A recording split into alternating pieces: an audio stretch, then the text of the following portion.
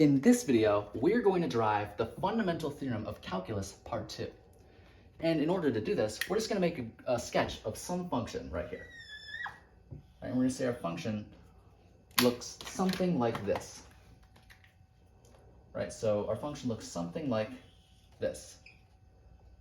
And we're going to say our function is f of t, right? And the reason why we're calling it f of t is because if you remember from the fundamental theorem of calculus part 1, we called our function f of t. So we'll just do the same thing here. Now, that means that right here, we would have the t-axis and the y-axis. Now, the whole idea of the fundamental theorem of calculus part 2 is that we're actually going to figure out how we can find the area under a curve. In other words, we're going to figure out how we could evaluate an integral. For instance, if we wanted to find the area underneath the curve right here, let's just say we're going from A to B. That's pretty much what we're going to figure out. We're going to figure out how we can find the integral from A to B of f of t dt. So how do we figure this out? Well, if we recall from the fundamental theorem of calculus part 1, it was that if we had some function equal to the integral of our function,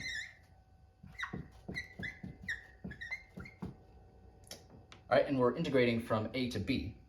Actually, in this case, we're integrating from a to x, right? Because that was the part of the fundamental theorem of calculus part 1, in which we are integrating from a constant a to some value x, which can vary, right? Well, if we take the derivative of this as x changes, in other words, we take the derivative of our integral as x changes, then what we're going to get is we're going to get the value of our function at x. In other words, we're going to get the value of our function at the point at which our area is changing. And so that's the whole idea of the fundamental theorem of calculus part 1.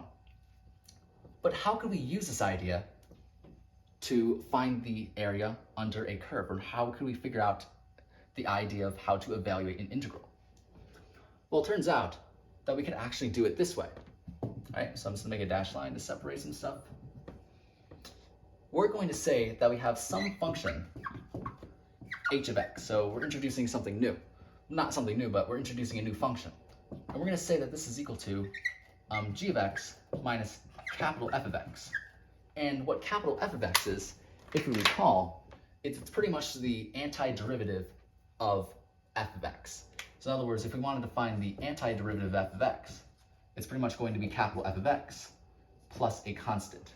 And so yeah, that's the whole idea of an antiderivative. So what that pretty much means is capital F of x is the antiderivative of f of x without the constant. So that's the whole idea of that. Well, if we were to take the derivative of h of x, then we would get pretty much h prime of x is equal to g prime of x minus lowercase f of x, because we know if we take the derivative of the antiderivative, we get the original function. Okay, so what do we notice here? Well, we're pretty much doing g prime of x minus f of x. And we know that g prime and f of x are equal to each other. So really what we get here is 0. So h prime of x is really equal to 0. And that was actually the whole point of setting this up, right? Is so we actually get a derivative that's equal to 0. And so what you're actually going to see is we could say, right? Well, it doesn't really imply that, but we could say that h of a, actually yes, h of a is equal to h of b, right? We could say that, right? Or pretty much what that means is g of a minus capital F of a is equal to g of b minus capital F of b, right? Because that's just from the definition of h of x, what we said right here. So, pretty much what we have to do is we have to figure out what some of this stuff is. And it turns out we can actually figure out what g of a and g of b are, right?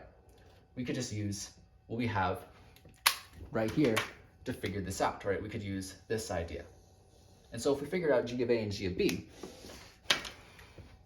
I'm going to figure it out in blue, actually. So if we were to figure out what g of a is, Well, we see that g of a is just the integral from a to a of f of t dt. And so we see that this is really just equal to 0 because when we integrate, when these two numbers are the same, right? When these two numbers are the same, that's just going to result in a 0. So when we find g of b, notice how we're just substituting x for b. We just get the integral from a to b of f of t dt. And so this right here, that's really what we're trying to solve for. And so that's all we're going to do. We're just going to solve for this. So that's pretty much what we get. So I'm just going to write that here. So we know g of a is equal to 0, so we can just cancel that out, right? It's just a 0. And pretty much what we get is we get negative f of a is equal to, we're substituting g of b now, right? So g of b is what we have right there. So it's the integral from a to b of f of t dt. Subtracting capital F of b, right? That's pretty much what it is. And so solving for the integral, solving for this integral, we get that the integral is equal to capital F of b minus capital F of a. And so this right here is the whole idea of taking the integral of a function. Right, pretty much it's the whole idea of finding the area underneath this curve. And so what we see is pretty much it's going to be the antiderivative of our function at b minus the antiderivative of our function at a.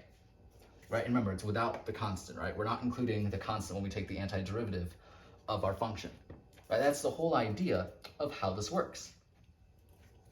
And yeah, that's pretty much how we could figure out the area underneath the curve. And by the way, one more thing is we've been calling this f of t the entire time. And by the way, I wrote that wrong, didn't I? That should have said f of t dt. Well, instead of writing it as f of t, we could of course replace t with any variable we like. In this case, we're supposed to say f of x, right? Just pretty much that's how we would find the area underneath the curve. That's how we would evaluate an integral. That's pretty much it.